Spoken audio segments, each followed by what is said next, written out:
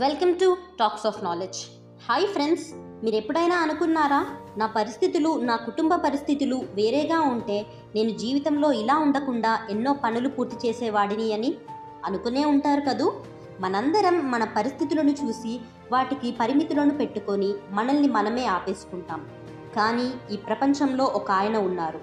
ఆయన తనకు తానుగా శరీరాన్ని కదపలేరు, కానీ ఎక్కడో అనంత విశ్వంలో ఉన్న నక్షత్రాల కదలికలను సైతం లెక్కించారు. నోరు తెరిచి ఒక్క మాట కూడా మాట్లాడలేరు, కానీ ఆయన ఆలోచనలు, పరిశోధనలతో మొత్తం ఫిజిక్స్నే మార్చివేయగలిగారు. యువకుడిగా ఉన్నప్పుడు సోకిన ఓ వ్యాధి కారణంగా శరీరంలో ఉండే ఏ భాగాన్ని కదపలేక కేవలం చక్రాల కుర్చీకే పరిమితమయ్యారు. ఇంతకీ మనం మాట్లాడుకునేది ప్రపంచ ప్రఖ్యాత సైంటిస్ట్ అయిన స్టీఫెన్ హాకింగ్ గురించి. ఇప్పుడు మనం మాట్లాడుకునే ఈయన జీవిత అంశాలు కేవలం ఒక మోటివేషనల్ స్టోరీ కాదు. ఇవి మనందరము చూసి విని అలవర్చుకోవాల్సిన జీవిత పాఠాలు.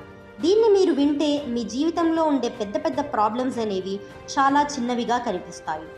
అసలు స్టీఫెన్ హాకింగ్ ఎవరు? కదల్లేని పరిస్థితిలో ఆయన చేసిన పరిశోధనలు మొత్తం మానవాళికే ఎలా ఉపయోగపడుతున్నాయి? ఆయన జీవితం నుండి మనం నేర్చుకోవాల్సిన అంశాలేంటో ఈ వీడియోలో తెలుసుకుందాం.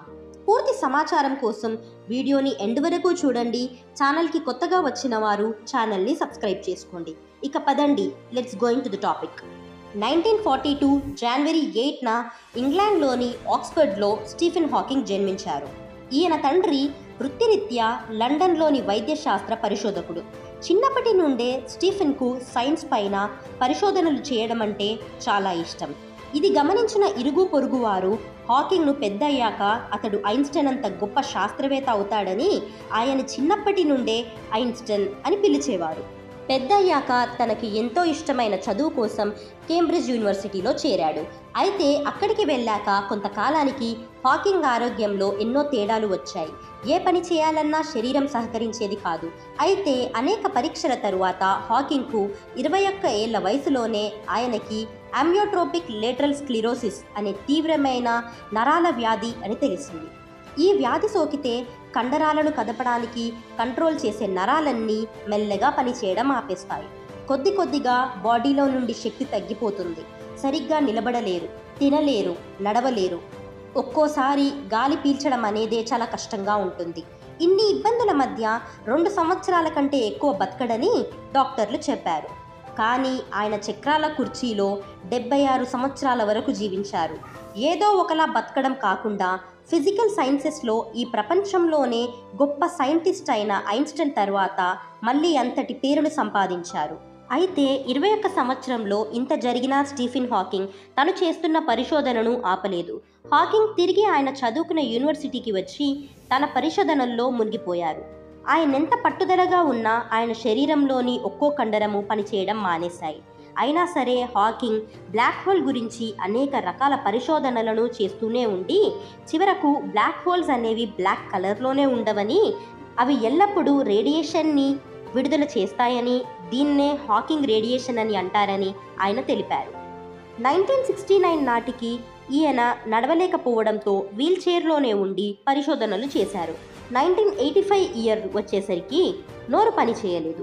శరీరంలో ఉన్న ఒక్క చేతి వేలు, బ్రెయిన్ తప్ప మిగిలిన శరీరం అంతా పనిచేయడం ఆగిపోయింది. దీంతో ఆయన బాహ్య ప్రపంచంతో కమ్యూనికేట్ చేయడానికి మన దేశానికి చెందిన అరుణ్ మెహతా, విక్రమ్ అనే 2 ఇంజనీర్లు స్టీఫెన్ హాకింగ్ కోసమే ప్రత్యేకంగా ఒక ప్రోగ్రామ్ని రూపొందించారు. ఆయన శరీరంలో పనిచేసే కేవలం ఒక చేతి ఫింగర్ దగ్గర ఒక బటన్ను అమర్చడం ద్వారా ఆయన చెప్పాలనుకునే దాన్ని అవతల వారికి కమ్యూనికేట్ చేసేవారు.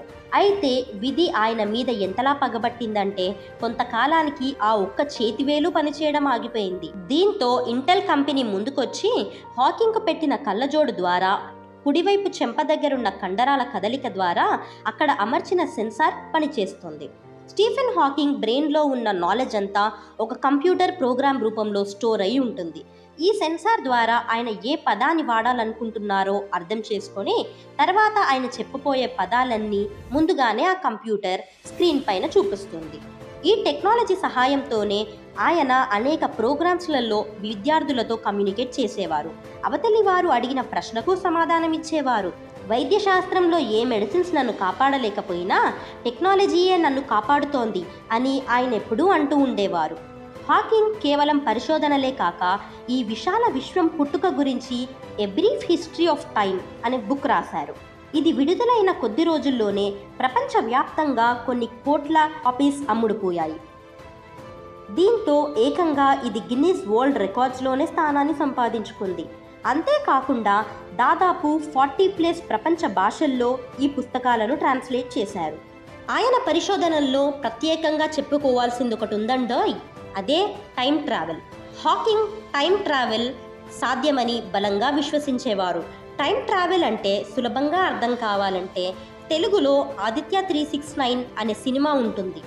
దీనిలో ఒక టైం మెషిన్ ద్వారా హీరో బాలకృష్ణ అలాగే మరికొందరు ప్రస్తుత కాలం నుండి వెనక్కి వెళ్ళి శ్రీకృష్ణదేవరాయల ఆస్థానాన్ని అలాగే కొన్ని సంవత్సరాలు ముందుకు అంటే భవిష్యత్తులోకి వెళ్ళి వస్తారుగా. దీన్నే టైం ట్రావెలింగ్ అంటారు. అనేక చిక్కు ప్రశ్నలతో కూడుకున్న ఈ విశ్వం యొక్క ఆవిర్భావాన్ని గురించి సామాన్య ప్రజలకు అర్థం కావడానికి ఆయన ఎన్నో పరిశోధనలు చేసి అనేక సూత్రాలను ప్రతిపాదించారు. కానీ ఆయన జీవితం మీలాగా నాలాగా అంత సులువు కాదు. ఒకసారి ఇమాజిన్ చేసుకోండి, మనం 21 ఇయర్స్ ఉన్నప్పుడు మనం మన చదువు, ఉద్యోగం లేదా ఫ్రెండ్స్తో సరదాగా సమయాన్ని గడుపుదామని ఎన్నో కలలు కంటాం. కానీ హాకింగ్కు 21 ఇయర్స్కే నువ్వు 2 ఏళ్ల కంటే ఎక్కువ బ్రతకవు అని డాక్టర్స్ అన్నారు. అలాంటి పరిస్థితుల్లో ఆయన ఎప్పుడూ ఓటమిని ఒప్పుకునేవారు కాదు. శరీరం అంతటి దీన వ్యవస్థలో ఉన్న ఓటమిని అంగీకరించడం మానేసి ఆయనకంటూ కొన్ని స్పష్టమైన లక్ష్యాలను ఏర్పరచుకున్నారు. శరీరంలో బ్రెయిన్ తప్ప ఏ భాగమూ యాక్టివ్గా పనిచేయలేని స్థితిలో ఉన్న ఆయన నేడు ప్రపంచ ప్రఖ్యాత ఫిజిక్స్ సైంటిస్టులలో ఒకరిగా నిలిచారు. చివరగా స్టీఫెన్ హాకింగ్ జీవితం నుండి మనం నేర్చుకోవాల్సిన లైఫ్ లెసన్స్ ఏంటో చూద్దాం. సమస్యలు అనేవి అందరికీ వస్తాయి, కానీ వాటికి మనం ఎలా రియాక్ట్ అవుతామన్నదే పాయింట్. కష్టాలనేవి పర్మనెంట్ కావు, కానీ మనం చేసే హార్డ్ వర్కే ఎప్పటికైనా పర్మనెంట్ రిజల్ట్స్ని ఇస్తుంది. అందుకే మనం ఎంతటి క్లిష్ట పరిస్థితులు ఉన్నా కష్టపడటం మాత్రం ఆపొద్దు. వీడియో నచ్చినట్లయితే లైక్ చేయండి. అలాగే మీరు మీ ఫ్రెండ్స్ని ఇన్స్పైర్ చేయాలంటే ఈ వీడియోని షేర్ చేయండి. మీ అభిప్రాయాలను కామెంట్స్ రూపంలో చెప్పండి. Thank you for watching.